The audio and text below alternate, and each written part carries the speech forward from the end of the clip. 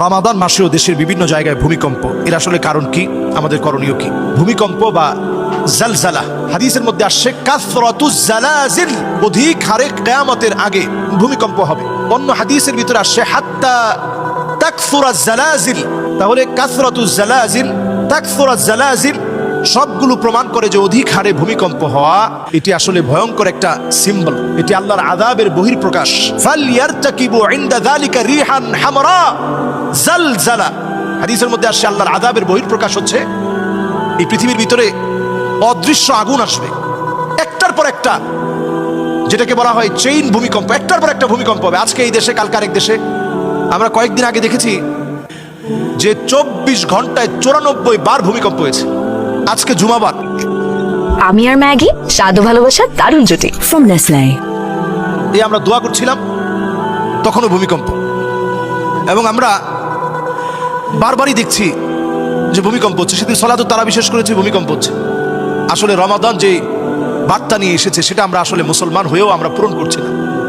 মজুদদারি, syndicate, ধর্ষণ, মিথ্যাচার, রাহাজানি কি নাই এই রমজান মাস আসার পরেও।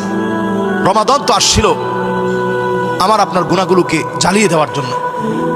আইয়ুহাররিকাহা বিআমালিস সালিহা, ভালো ভালো আমল করে আপনি গুনাহগুলো জ্বালিয়ে দিবেন, এজন্য রমজান আসছিল। কিন্তু আমরা গুনাহগুলো জ্বালাতে পারি নাই। আমরা বড় হতভাগা, বড় কপাল পোড়া। আমরা এতটাই হতভাগা, কপাল পোড়া, এই রমজানেও গুনাহ ছাড়তে পারি নাই। এই রমজান আসছে আমাকে জাহান্নামের আগুন থেকে হেফাজত করানোর জন্য, আমাকে জান্নাতি বানানোর জন্য। এই রমজান আসছে আমার আপনার মান দাম আল্লাহর কাছে বৃদ্ধি করার জন্য। ওয়াযালিকা কুল্লু লাইলা, প্রত্যেক রাত্রিতে আল্লাহ তাআলা মাফ করেন। কয়দিন আপনি মাফ চেয়েছেন? কয়দিন আপনি জামাতের সাথে নামাজ পড়েছেন? এই যে রমজান মাসে আমরা এত পরিমাণ প্রত্যেকটা নামাজে ভিড় দেখি, এটাও যদি আপনি পার্সেন্টেজ দাঁড় করান খুবই কম।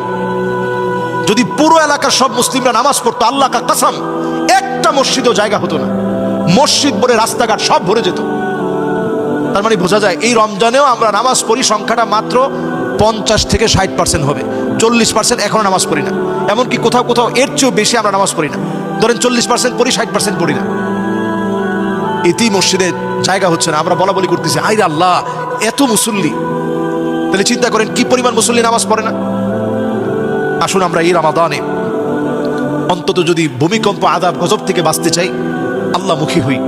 কোরআনুল কারীম আল্লাহ তাআলা বলছেন, আওয়ালা ইয়ারাউনা আন্নাহুম ইফতানুনা ফি কুল্লি আমিন মাররাতান আও মাররাতাইন